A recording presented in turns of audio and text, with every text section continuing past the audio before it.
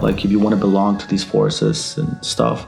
And he was eating, I think it was a heart or a lung. I couldn't really tell because I didn't watch the whole fucking clip, but of a man they killed, of a soldier they captured. February 2022, a shocking video emerges from Zacatecas, Mexico. A cartel member crouches over a rival's body, tearing out and eating the heart. What appears as sheer brutality is actually ritualistic. But this is just one example of the most disturbing cartel rituals ever recorded. Prepare for disturbing revelations. December 2021. Deep in the Zacatecas state of Mexico, a shocking video surfaces. It shows a Jalisco New Generation cartel member crouching over a fallen rival, his chest torn open, his heart exposed. What happens next turns the stomach of even hardened investigators. The video goes viral, but it's not just a gruesome trophy. It's a calculated message to the Sinaloa cartel. This is what happens to our enemies. The CJNG, led by Nemesio El Mencho o Ceguera Cervantes, has become infamous for its brutality. But their terrifying initiation ritual takes violence to a new level. Inside the cartel's secret escuelas de terror, or terror schools, fresh recruits are forced across a line most would never imagine: cannibalism. These initiation camps aren't hidden myths. They're an open secret in Mexico's criminal underworld. New members begin their training with small arms and basic combat tactics. But within 3 to 4 months, they face a challenge that will haunt them forever. The process starts slowly. Recruits first learn the gruesome art of torture, cutting off fingers and toes, keeping the victim alive for information. Then comes the twisted test of loyalty. After each lesson, they're forced to eat the severed digits, fail to keep it down, and the consequences are immediate, beatings or worse. If they pass that horrific trial, the stakes rise. Dismemberment. Skills come next, preparing them to cut up whole bodies for disposal. Each new level comes with a darker test, eating larger pieces of human flesh. By the end, only the strongest or most broken remain. One former member described the final challenge. They are given a choice of one of those pieces to eat in front of the boss. You have to do it without reacting or vomiting, or you are beaten. If you didn't want to, they wouldn't let you leave. They had you there. There's no escape, only total submission. The rules at these terror schools are strict: no gossip, no revealing the location, and absolute obedience. Break a rule, and you become the next lesson for your fellow trainees. One recruit told his girlfriend where he was. When the cartel found out, they bound him and drove an ice pick through his skull in front of everyone. But the darkest ritual is saved for last. As graduation approaches, each initiate must participate in a hunting exercise.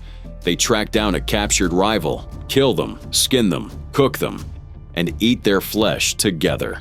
It's the ultimate bond of loyalty and the final destruction of any humanity they might have left. Those who survive aren't just skilled killers. They're changed people, emotionless, loyal only to the cartel, and willing to do anything for their new family. The final test ensures they can never return to normal life. They have forever been changed. Their souls have, in a sense, been darkened in the process, says security analyst Dr. Robert Bunker.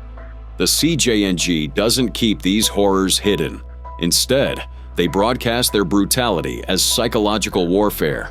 Videos of recruits eating hearts aren't just trophies, they're threats. Every rival gang sees what could happen to them.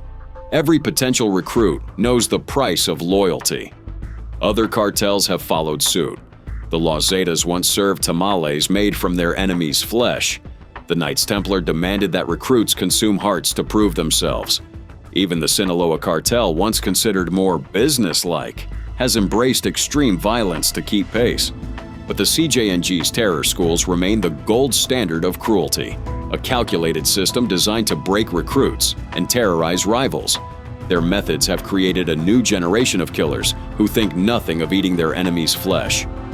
This isn't just mindless violence, it's strategic psychological warfare designed to create emotionless soldiers and dominate Mexico's criminal landscape. The message is clear: we will do anything to win. Nothing is off limits. As disturbing as it is, the CJNG's cannibalism ritual represents a new evolution in cartel violence. It's not just about money or power anymore. It's about total psychological domination of their own recruits, their rivals, and an entire nation living in fear. But in the world of Mexican cartels, even this isn't the end. The next segment reveals how these same terror schools have created new rituals, the ones that would really make your stomach turn. Desapareció mi hija casi 9 meses y cuando me dijeron que se lo pidiera a ella, me la recuperó a los 3 días. Me la encontré. November 2012, Sonora, Mexico. Authorities arrested 8 people, including family members, accused of ritual sacrifices to the cult of Santa Muerte. The victims, 2 boys and an elderly woman, all reportedly bled to death in candlelit ceremonies, their blood collected and poured around an altar to the skeletal folk saint. But Santa Muerte isn't just a folk saint. For many in Mexico's underworld, she is protection, vengeance, and a promise of supernatural power.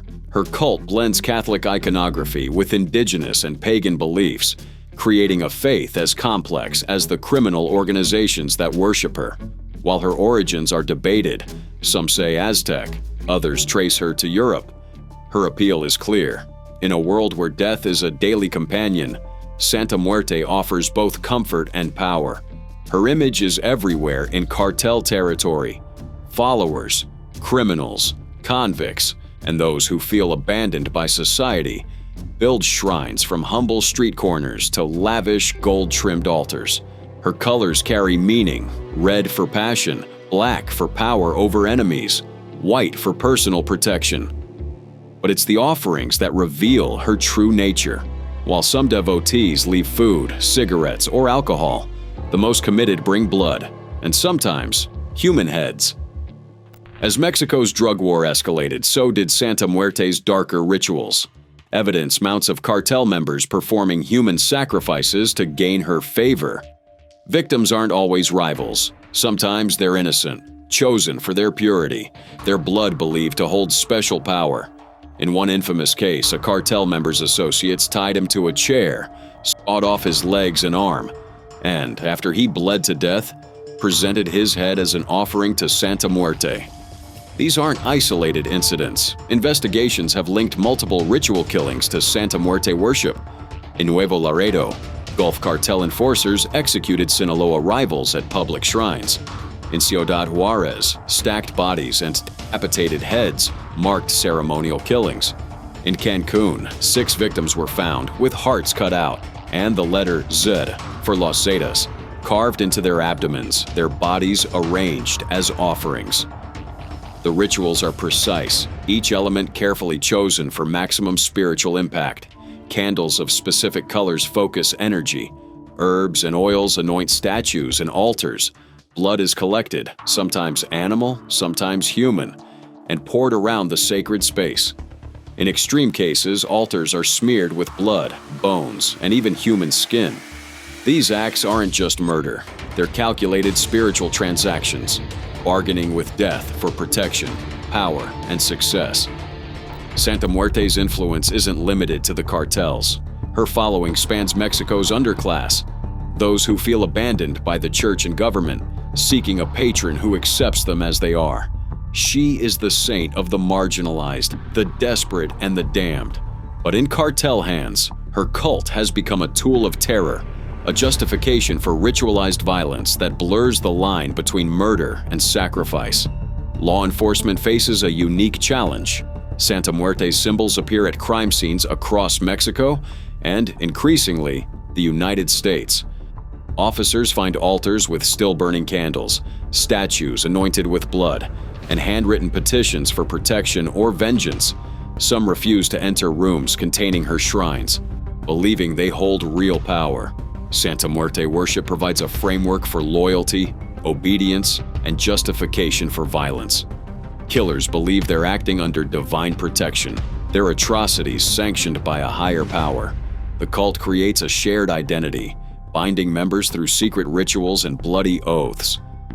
But not all Santa Muerte devotees are violent. Many are ordinary people seeking comfort in hard times. The cult's rapid growth, now estimated at 10 million followers, reflects Mexico's social and economic dislocation.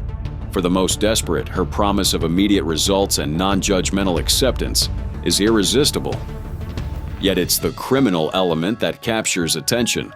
The line between individual devotion and organized ritual violence blurs. Cartel leaders build elaborate shrines, their images protected by Santa Muerte's gaze. Soldiers wear her tattoos as spiritual armor. Hitmen pray to her before carrying out assassinations, believing she will guide their bullets and protect them from retaliation. The Catholic Church has condemned Santa Muerte as sinister and infernal, warning of demonic influence. The Mexican government has bulldozed shrines and revoked the church status of her followers. But these efforts only drive the cult underground, strengthening its appeal as the faith of the marginalized and persecuted. As the death toll rises, so does Santa Muerte's power. Each ritual killing adds another layer to her legend, reinforcing the belief that death itself can be bargained with. In a world where life is cheap and violence is currency, she offers both protection and justification for unimaginable acts. But Santa Muerte's cult isn't just about death, it's about power, over life, over enemies, over fate itself. For those who feel powerless, she offers a path to control, however dark that path may be. The story of Santa Muerte is still being written in blood and candles, in whispered prayers and public executions. Her influence grows with each sacrifice, each desperate plea for protection, each act of ritual violence. In the shadow world of the cartels, she is both patron and accomplice, watching as her followers spill blood in her name. But if you think Santa Muerte's rituals are disturbing, wait until you see how another cartel transformed executions into grotesque organizational rituals, designed not just to kill, but to terrorize an entire nation. December 2011, deep in the rural heart of Veracruz, Mexico, an abandoned ranch known as La Galera concealed a horrifying secret. A secret that would forever change how the world viewed cartel violence. The discovery of La Galera revealed the Los Zetas cartel's most disturbing torture ritual, ominously called El Guiso, or the stew. But what exactly was El Guiso, and how did it become the cartel's most feared method of intimidation and disappearance? To understand the full horror of the stew, we must first recognize the dark evolution of Los Zetas. Originally formed by defectors from Mexico's special forces, Los Zetas quickly established a reputation for brutality that surpassed all other cartels. Their leader, Miguel Ángel Treviño Morales, known as Z40, was infamous for his sadistic creativity. But El Guiso was unlike anything the drug war had seen before. El Guiso involved a methodical, systematic approach to torture and disposal. Victims were stuffed into 55-gallon oil drums, doused with gasoline or diesel fuel, and burned alive. The process was designed not just to kill, but to completely erase any trace of the victim's existence. For years, the Mexican government claimed ignorance of these kitchens, but evidence shows that authorities knew about their existence as early as 2011. Multiple kitchens were identified near Poza Rica, Veracruz, with detailed GPS coordinates and photographic evidence. Even a handwritten chart showing the Zetas' hierarchy and monthly bribes to corrupt police. The La Galera Ranch became ground zero for the families searching for Mexico's 60,000 disappeared. In 2017, under pressure from these families, authorities finally began searching the site. What they discovered was worse than any horror film. The outdoor brick oven, once used to make the traditional corn dish zacahuil, had been repurposed for human incineration. The violence of Los Zetas had even transformed the local language. To zacahuil now meant to cook humans. Volunteers and forensic examiners in protective suits used sieves to search through mounds of compacted gray ash, looking for bone fragments, teeth, and nails. The ground was littered with bloody handprints, stained clothes, and plastic cable ties. In some areas, the crunch of bones beneath the ash was a grim reminder of the atrocities committed here. Despite multiple searches by families, each visit to La Gallera uncovered new evidence previously missed by authorities. Separate excavations found 6 beheaded bodies, children's skulls, femur, pelvic, and jaw bones, and hundreds of bone fragments, some clearly burned. A former Los Zetas hitman revealed that Trevino Morales could not sleep at night unless he killed someone. He would ask his victims how they wanted to die, sometimes eating their hearts while they were still alive. But El Guiso was his signature method, a calculated industrial approach to disappearance. Das? The psychological impact of discovering La Gallera was profound. Search volunteer Alejandro Salas Alvarez described it as the worst thing he have ever seen, worse than any horror film. But he stressed that La Gallera was not unique. Practically the whole country is a mass grave. The state's negligence and possible collusion became clear through official documents.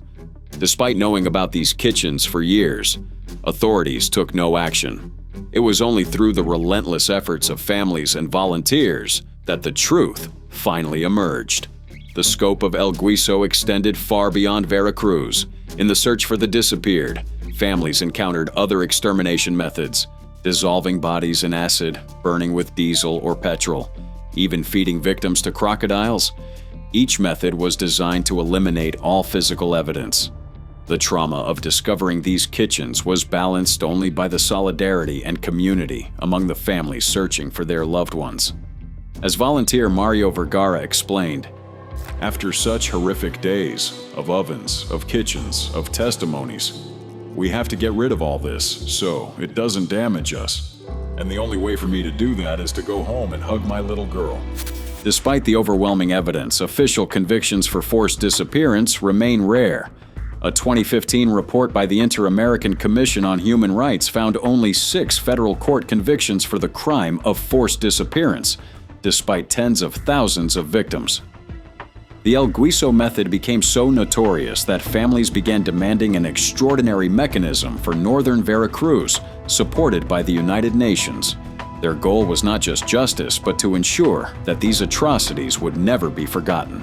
One day, Alvarez believes there will be monuments throughout Mexico, plaques with faces, names, and stories of the disappeared.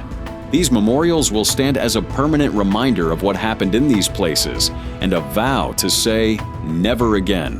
But up next is another ritual method that completely beats human imagination. May 2015. Imagine waking up in a quiet Mexican town, only to hear that 3 bodies have been found near a cemetery, each with their faces meticulously skinned off. This isn't a scene from a horror movie.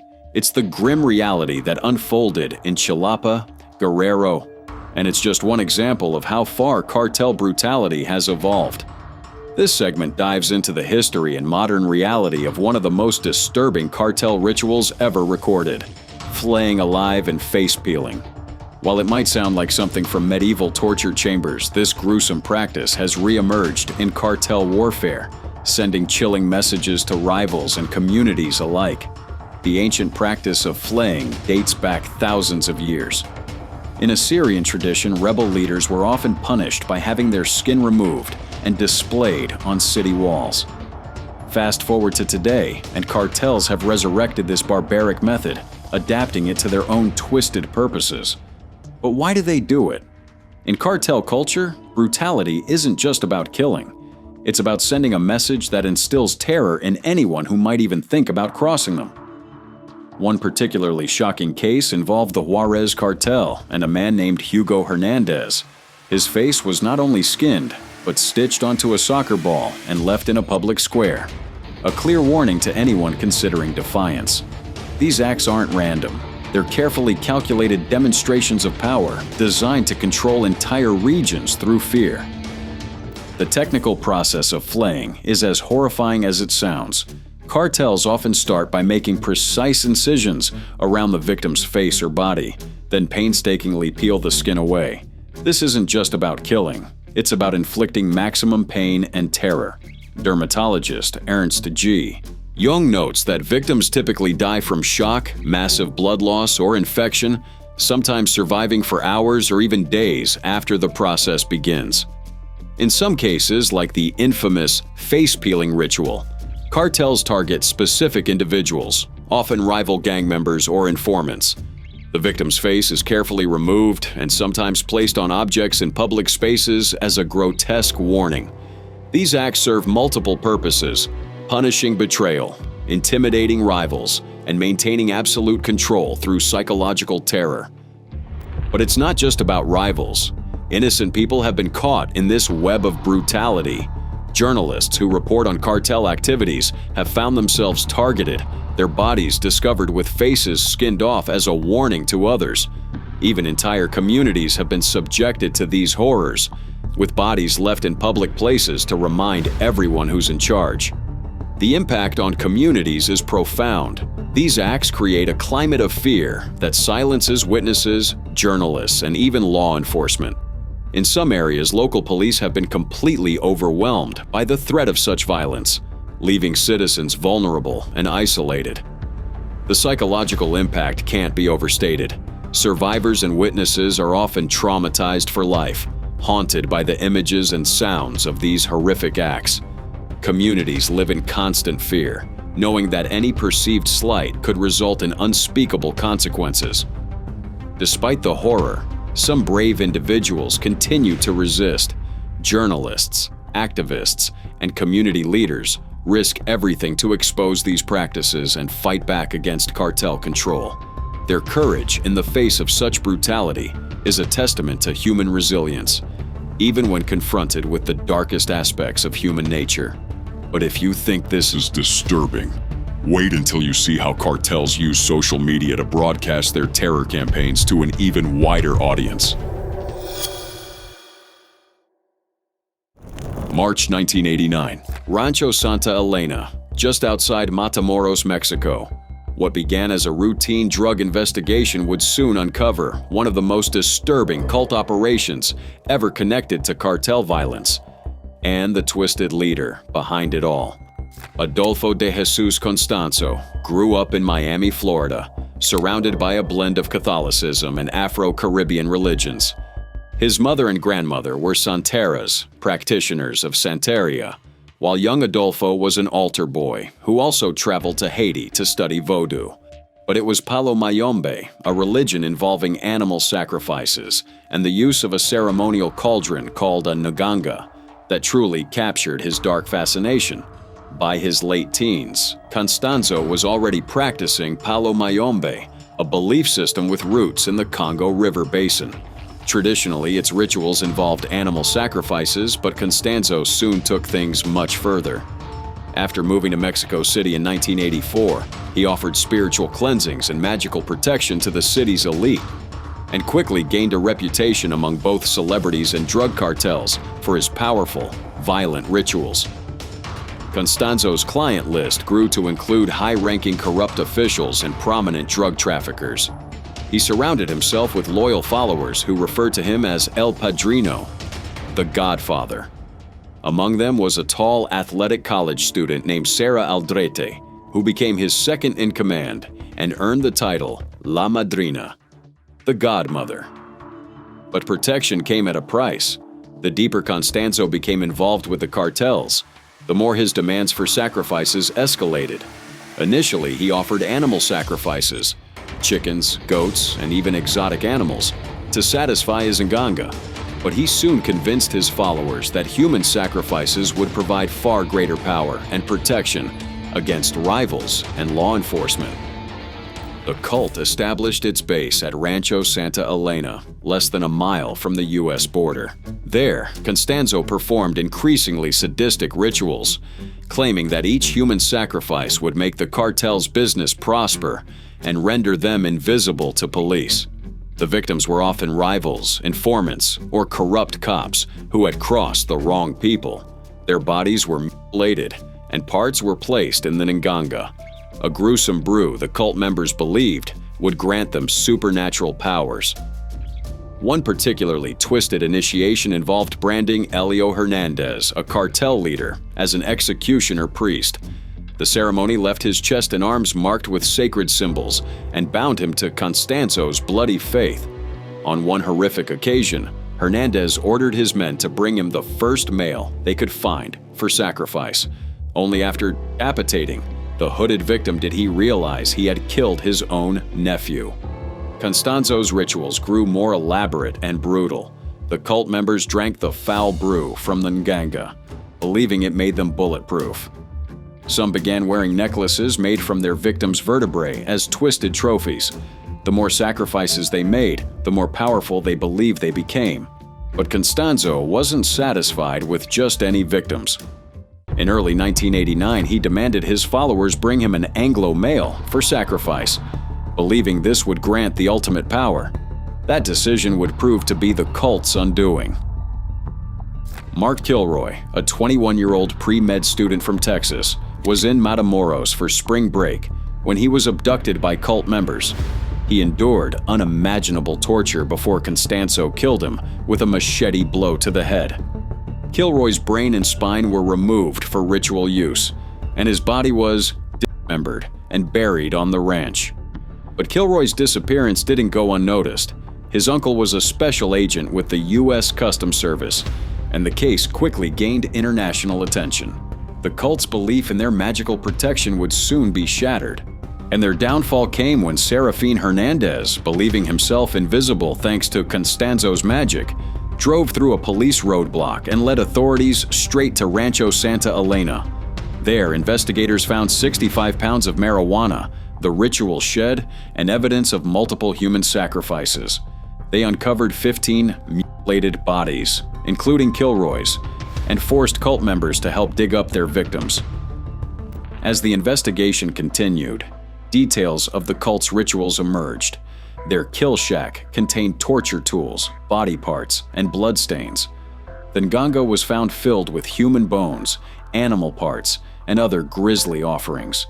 Law enforcement soon realized they had uncovered much more than a drug operation. They had stumbled upon one of the darkest chapters in cartel history. Constanzo and his inner circle fled to Mexico City, but their reign of terror was over. When police finally surrounded their apartment, Constanzo ordered one of his followers to shoot him and his lover rather than be captured. The remaining cult members were arrested, and the full extent of their atrocities became public. In the aftermath, authorities discovered that Constanzo's cult may have had far more members than originally believed, possibly up to 15 times more than those arrested. Some suspects remain at large to this day, their true numbers and activities still shrouded in mystery. The Rancho Santa Elena cult remains one of the most disturbing examples of how criminal organizations can become entangled with occult practices. Their belief in supernatural protection ultimately led to their downfall, but not before claiming numerous innocent lives in the name of power, profit, and black magic.